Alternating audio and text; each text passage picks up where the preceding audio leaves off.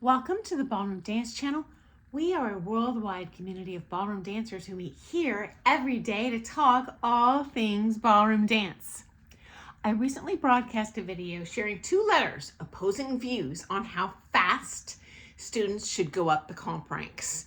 And someone shared a super interesting comment in response to that. Here goes.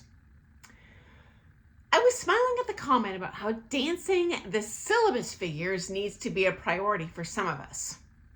I watched a pro comp where they are all dancing only syllabus patterns from bronze and silver, and they had to incorporate both. It was so inspiring to see those simple patterns be put together in such a beautiful, elegant way. I was so taken by it. I told my teacher, I want to double down on the syllabus and the basics to get these mechanics down, refine my styling as best I could. So I spent an extra 6 months working on these basics, just getting them right. And it has paid off so much.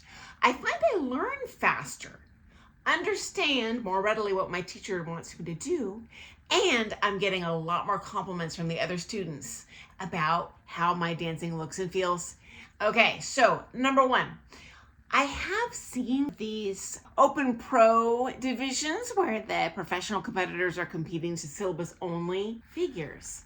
And it's called Pro Basic. I've also heard it called BASE. I don't know what that's an acronym for, but it's an acronym for something.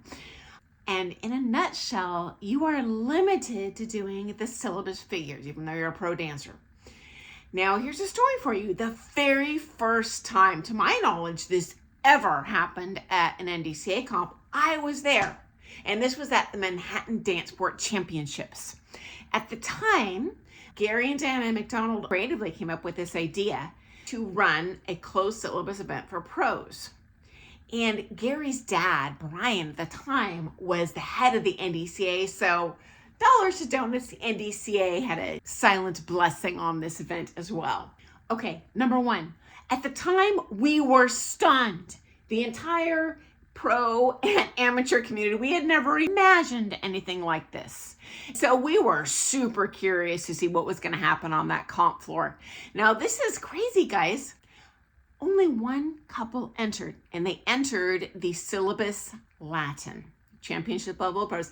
They won, they got the full prize money, and we loved it. It was so innovative and interesting to see, and certainly inspiring for everyone, not just ensemble dancers, to see these solid fundamental figures done beautifully.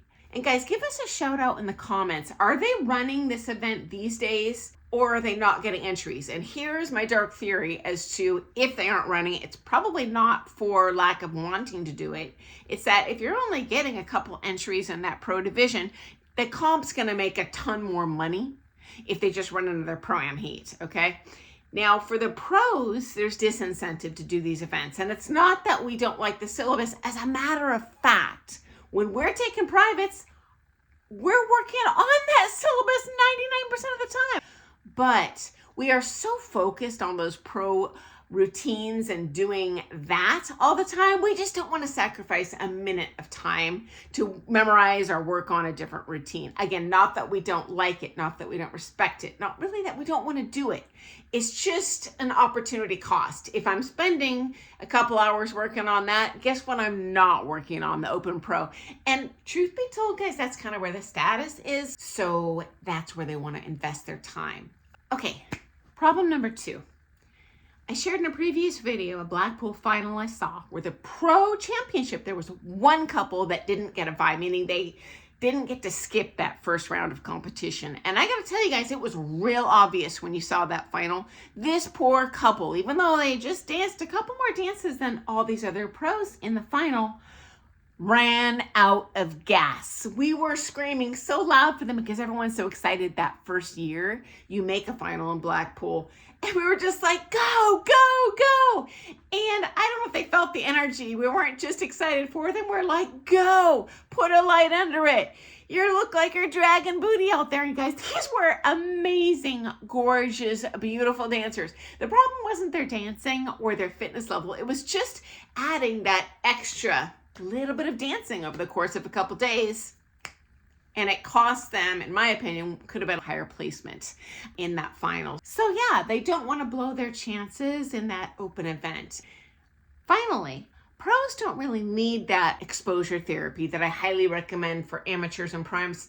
If it's in the budget, I would recommend doing as many events as you can, because every minute on that floor is like, I don't even know how many private lessons. You get that exposure therapy, dancing under pressure. You see where your weaknesses are.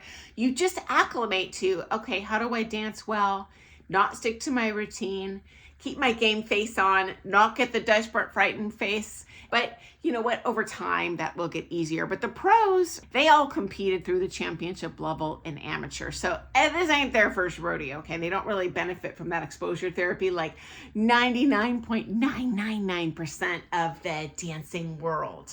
And final thought, they are still running these events for sure in at least one of the chain studios. And I love that. What an opportunity. Are these open to the public? Give us a shout out in the comments if you know where we can go see one of these events, because I agree, it's inspiring and it's helpful to see what the dancing should look like and what it can look like when it's done well.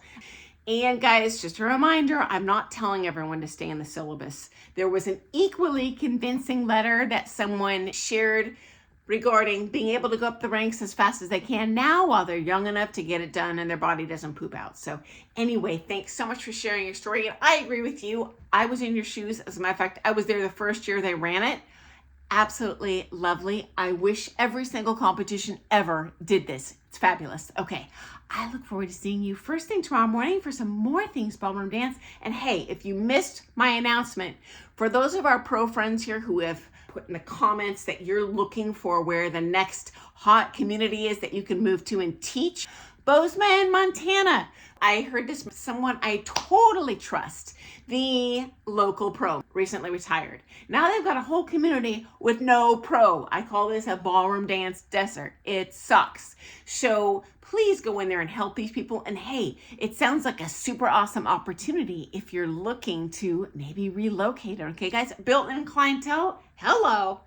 They did mention that the going rate for lessons is quite a bit cheaper, but you know what, guys, it's Montana. I'll bet you they get amazing deals on floor fees. And so you can just pass that on to your students. You're still getting your same dollars no matter what. I love that. Why not let your students keep that money than the tax collector or whatever. So anyway, I look forward to seeing you tomorrow, guys. Have an awesome day and happy dancing. Doodles.